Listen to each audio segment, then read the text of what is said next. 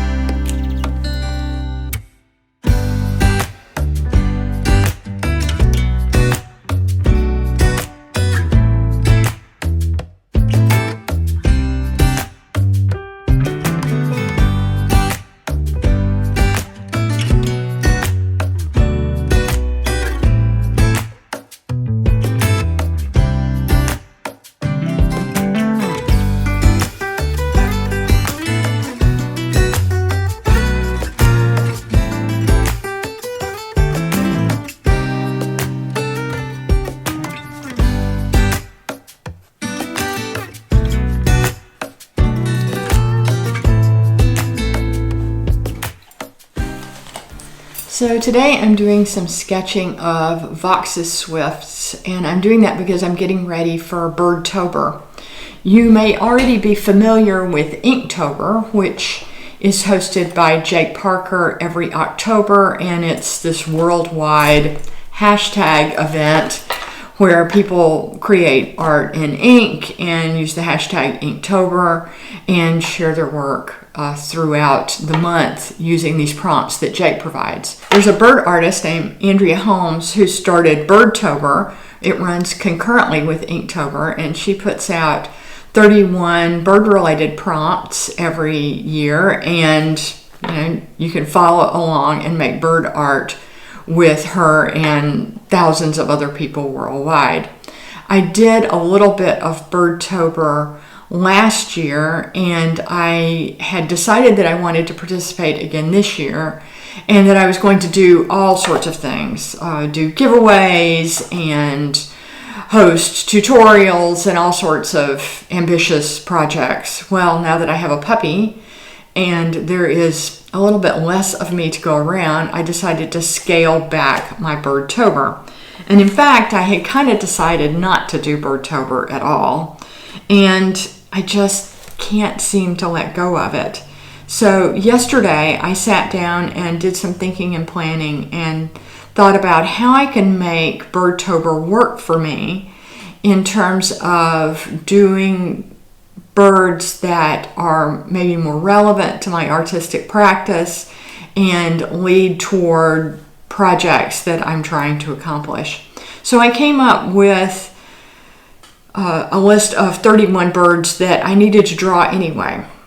And so the first one of those is Vox's Swift. Vox's Swifts are the chimney swift of the West, and they're these beautiful, graceful, incredible aerial insectivores that visit us every spring and summer. They have just about gone on their migratory journeys this year. One of the things that they're known for is these huge roosts that they accumulate at in the fall as they're getting ready to migrate. And I'll put a link to one of the videos at the Chapman School in Portland in the description below, where you can see this incredible huge roost where these birds gather every evening and in kind of this tornado-like flight go down into this chimney at the Chapman Elementary School, and that's where they spend the night. And then in the morning they come out and feed and then return in the evenings to sleep again before they undertake their migratory journeys. They're very, very cool birds.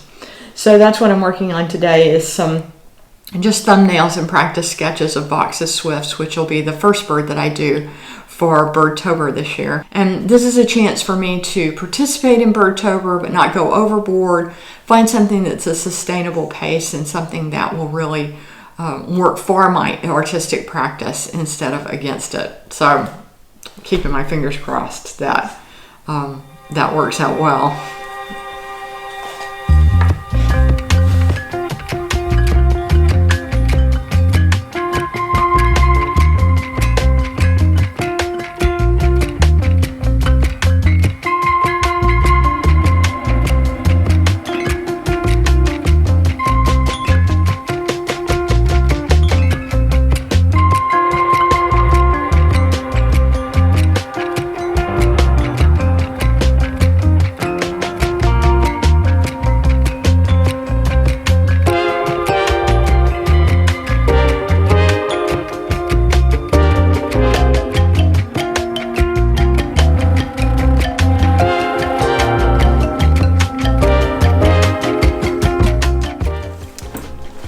Finch is threatening to start waking up from his nap, so I don't really know how much time I have to record this, but I'm going to give it a shot while I can.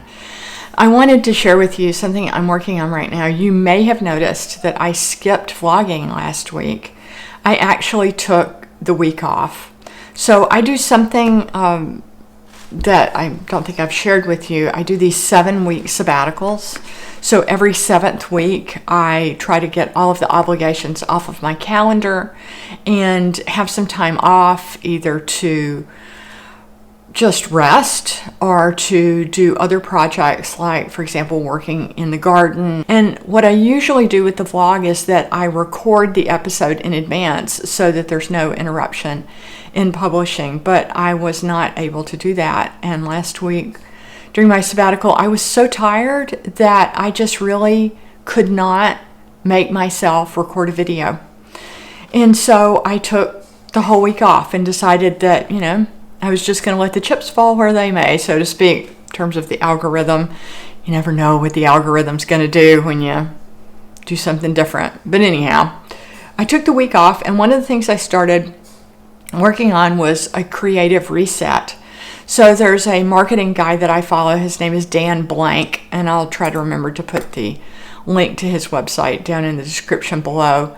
Dan talks about doing these creative resets where he really sort of inventories what he's working on and what he might work on, and then really make sure that everything is in alignment with his goals. And so I was going to share just a little bit from my journal with you. These are the goals that I came up with: to decide what to focus on and what to let go of, based on the highest and best use of my time, energy, ability, and skill, and to focus on the experiences and memories I want to create for myself, Douglas, Finch, my friends, and my audience, which is you. How can I live a life filled with creating art, connected with the people I love and serve, and helping people appreciate birds through art, either my art or their own art, the art that they themselves make?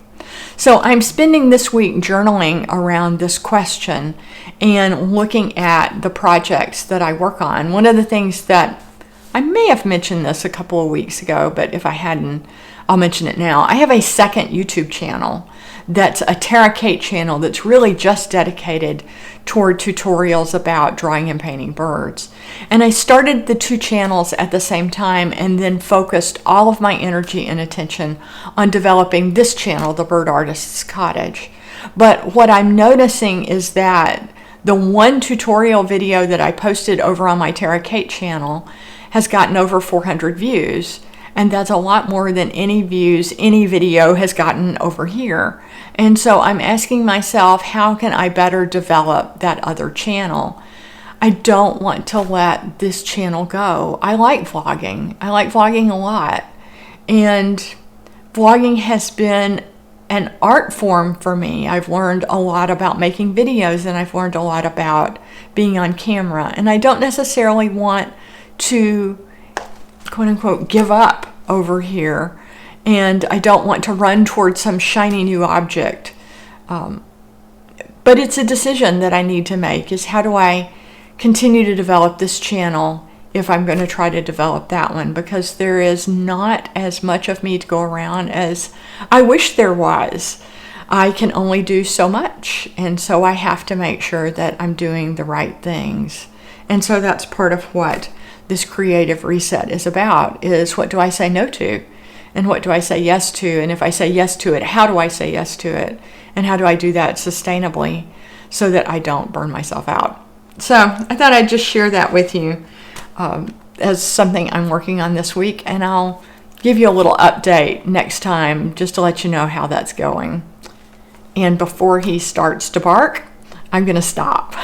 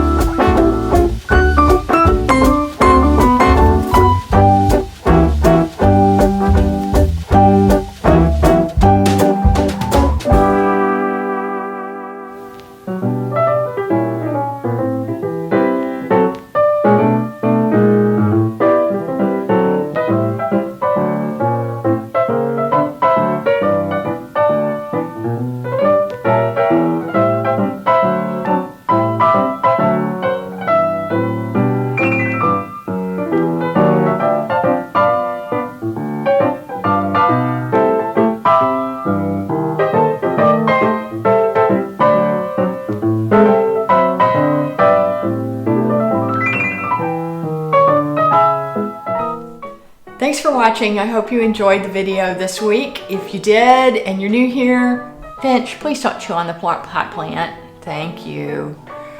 If you're new here, please do like and subscribe. That helps me a lot. And leave a comment, even better. Comments are so encouraging. Finch, what are you doing? See, I'm distracted because the puppy is walking around the studio and he thinks it's probably time for us to go home today, and he might be right. So thanks again for watching, and I hope to see you again next week. Bye now.